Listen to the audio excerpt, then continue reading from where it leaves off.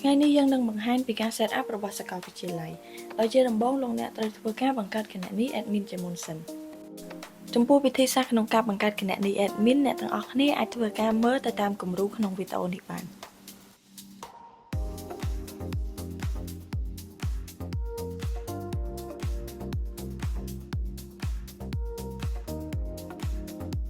បន្ទាប់ពីបង្កើតគណនី admin រួចមកយើងនឹងមកដល់ផ្ទាំង Register Your School ដោយនៅទីនេះលោកអ្នកត្រូវជ្រើសរើសយក University ហើយបំពេញព័ត៌មានសំខាន់ៗរបស់សាកលវិទ្យាល័យដូចជាឈ្មោះទីតាំងនិងលេខទំនាក់ទំនងរបស់សាកលផ្ទាល់បន្ទាប់ពីកំណត់ព័ត៌មានទូទៅរួចរាល់យើងនឹងមកដល់កន្លែងសំខាន់មួយទៀតដែលអ្នកគ្រប់គ្រងត្រូវបំពេញព័ត៌មានជាច្រើនដែលពាក់ព័ន្ធជាមួយនឹងសាកលដោយជាដំបូងយើងត្រូវកំណត់ឆ្នាំសិក្សានិងកាលបរិច្ឆេទនៃការបញ្ចប់ឆមាសរបស់សិស្សលោកអ្នកអាចធ្វើការបង្កើតឆ្នាំសិក្សាបានដោយខ្លួនឯង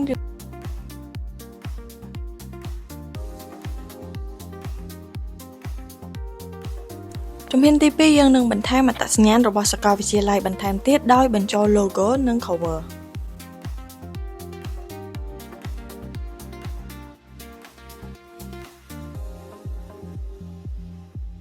ជំហានទី3គឺជាការបង្ហាញពីអត្តសញ្ញាណនិងទិសដៅអភិវឌ្ឍរបស់សាកលវិទ្យាល័យដើម្បីបង្កើនទំនុកចិត្តដល់និស្សិតនិងអាណាព្យាបាលរួមមានព័ត៌មានទូទៅបេសកកម្មចក្ខុវិស័យនិងគុណតម្លៃរបស់សាកលវិទ្យាល័យ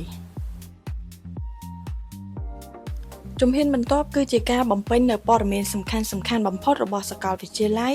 ដោយរួមមានបញ្ចូលទិន្នន័យនិងបង្ហាញពីទំហំនិងសមត្ថភាពរបស់សាកលវិទ្យាល័យដូចជាស្ថិតិមូលដ្ឋានបរិវេណសាលានិងធនធានស្ថាប័នទទួលស្គាល់ចំណាត់ថ្នាក់សាកលវិទ្យាល័យ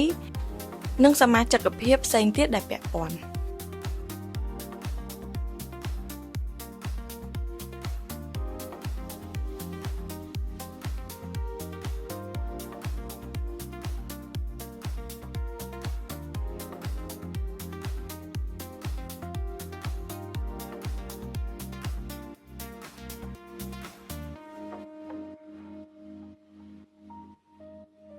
ជំហានបន្ទាប់គឺជាការបន្ថែមរូបភាពនិងវីដេអូធម៌នៅក្នុងសាកលវិទ្យាល័យដើម្បីបង្កើនបទពិសោធន៍ដ៏ទាក់ទាញសម្រាប់និស្សិតថ្មីដោយបង្ហាញពីបរិវេណនិងជីវិតនៅក្នុងសាកលវិទ្យាល័យ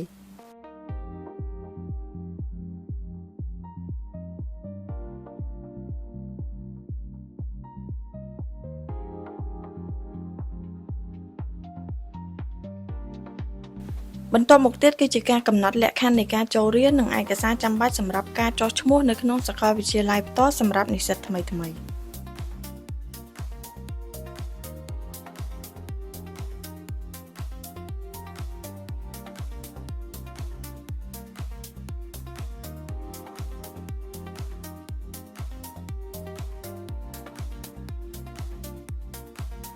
បន្ទាប់មកទៀតគឺការគ្រប់គ្រងនិងការបង្កើតថ្លៃសិក្សាសម្រាប់សិស្សនិស្សិតគ្រប់កម្រិតមិនថាថ្នាក់បរិញ្ញាបត្រថ្នាក់អនុបណ្ឌិតនិងថ្នាក់បណ្ឌិតដើម្បីផ្ដល់ព័ត៌មានច្បាស់លាស់ដល់និស្សិត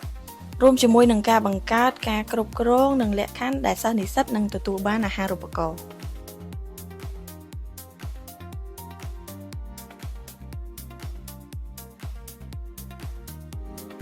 ជំហានបន្ទាប់គឺការបន្ថែមគ្រប់ព័ត៌មានទំនាក់ទំនងបន្ថែមទៀតដើម្បីងាយស្រួលក្នុងការទំនាក់ទំនងជាមួយនិស្សិតរួមមានអាសយដ្ឋានរបស់សាកលវិទ្យាល័យការពិពណ៌នាអំពីបរិវេណសាលាការចូលប្រើប្រាស់ប្រព័ន្ធទំនាក់ទំនងម៉ោងប្រតិបត្តិការនិងទីតាំងជាក់ស្ដែងរបស់ Department នីមួយៗ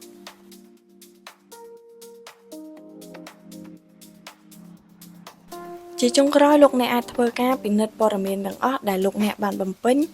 រួចចុច Complete Setup ដើម្បីបញ្ចប់ការរៀបចំសាកលវិទ្យាល័យ